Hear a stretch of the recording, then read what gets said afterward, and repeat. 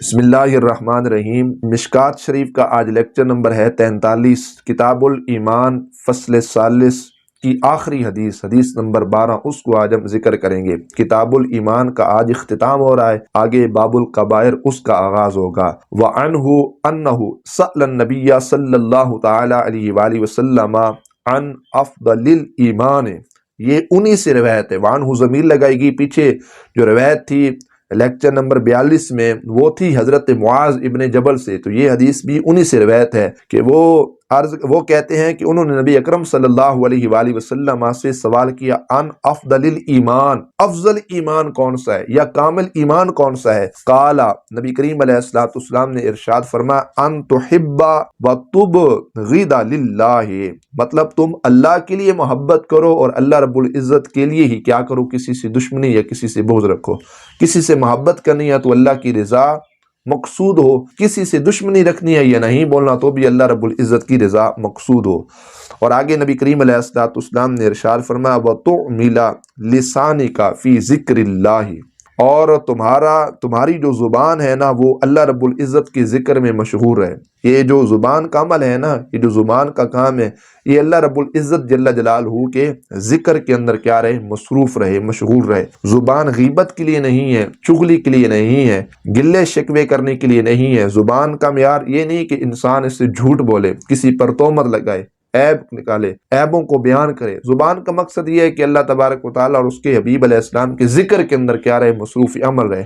تمہاری زبان کیا رہے، اللہ کے ذکر کے اندر تر رہے۔ اور ایک حدیث پاک کا خلاصہ ہے کہ سب سے بہترین زبان کی حرکت وہ ہے، انسان کی یہ جو زبان ہے یہ تر رہے تو اللہ کے ذکر میں تر رہے، یہ سب سے بہترین عمل ہے۔ تو وقال، حضرت معاذ بن جبل کہتے ہیں وماذا یا رسول اللہ صلی اللہ تعالی علیہ وآلہ وسلم قال وان تحب للناس ما تحب لنفسک وتکرہ لهم ما تکرہ لنفسک۔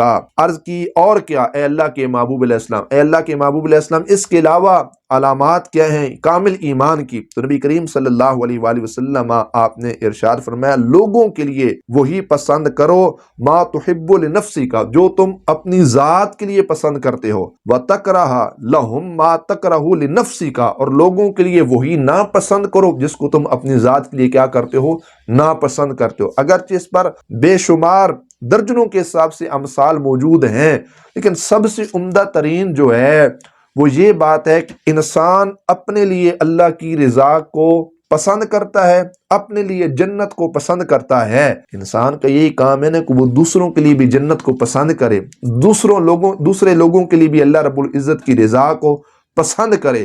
اور وہ رضا اور وہ جنت لوگوں کے لیے پسند کیسے ہوگی کہ جب انسان اپنے قول و فعل سے تبلیغ کرے گا، واعظ و نصیحت کرے گا، جو کچھ اللہ نے اس کو علم عطا کیا وہ علم کی خیرات آگے بانٹے گا۔ انسان کو پتہ ہے کہ میں یہ عمل کروں گا میرے لیے آخرت میں نجات ہے، اللہ کی رضا ہے، میرے لیے یہ جنت ہے۔ اگر میں ان باتوں پر عمل کروں پھر چاہیے نا کہ وہ دوسروں کے لیے بھی یہی پسند کرے، تو پھر وہ علم کو اپنے دامن میں چھپا کر مت پھرے، جو کچھ اس کو رب نے عطا کیا اس کو آگے پھیلائے، لوگوں تک اس کو پہنچائے، تاکہ اللہ ان پر بھی راضی ہو جائے، اللہ ان کو بھی جنت دے دے۔ وَتَكْرَهُ لَهُمْ مَا تَكْرَهُ لِنَفْسِكَ، اپنے لیے جو ناپسند ہونا وہ دوسروں کے لیے بھی ناپسند کرنا چاہیے۔ انسان کو پتہ ہے کہ اس گناہ میں میرے لیے اچھا عمل نہیں ہے، آخرت میں اللہ مجھے عذاب دے گا، یہ کام ٹھیک نہیں ہے، یہ رشوت خوری ہے، یہ سود خوری ہے، یہ زنا ہے، یہ جھوٹ ہے، یہ سب چیزیں مجھے پتہ ہے کہ یہ اچھی باتیں نہیں، اللہ ان سے ناراض ہوتا ہے، آخرت میں عذاب ہے۔ تو پھر یہ کام ہے نا، میں یہ جو گناہ کے کام ہے لوگوں تک بھی پہنچاؤں، لوگوں کو بھی اس سے منع کرو، یارو سود کا کام نہ کرو، حرام خوری نہ کرو، زنا نہ کرو، چوری نہ کرو، جھوٹ نہ بولو، وعدہ خلافی نہ کرو، تکبر نہ کرو، حسد نہ کرو۔ یہ گناہ لوگوں تک بھی پہنچائے تاکہ جو چیز میرا ایمان اور میرا دل اس کو قبول نہیں کرتا، میں اس کو ناپسند سمجھتا ہوں، وہ چیز میں دوسرے لوگوں کے لیے بھی کیا کروں، ناپسند سمجھوں۔ تو یہ ہے انسان کا کامل ایمان۔ اس وقت جا کر انسان کا جو ایمان ہوتا ہے وہ کامل اور اکمل بنتا ہے۔ اللہ رب العزت عمل کی توفیق نصیب فرمائے، حدیث پاک کے فیضان سے اللہ رب العزت ہم سب کے سینوں کو مستفیض فرمائے۔ الحمدللہ اللہ رب العزت کی بارگاہ میں اظہار تشکر کرتے ہیں، الحمدللہ الحمدللہ الحمدللہ کہ اس مالک نے ہمیں یہ توفیق دی۔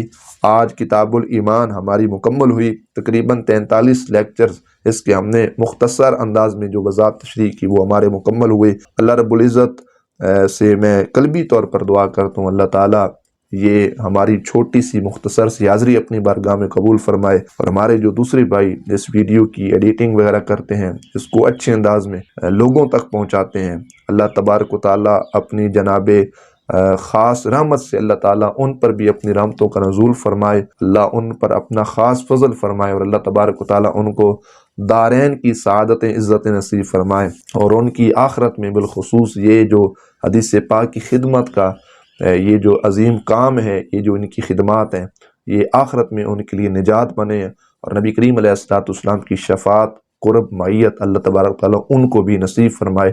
وآخر دعوانا الحمدللہ رب العالمین۔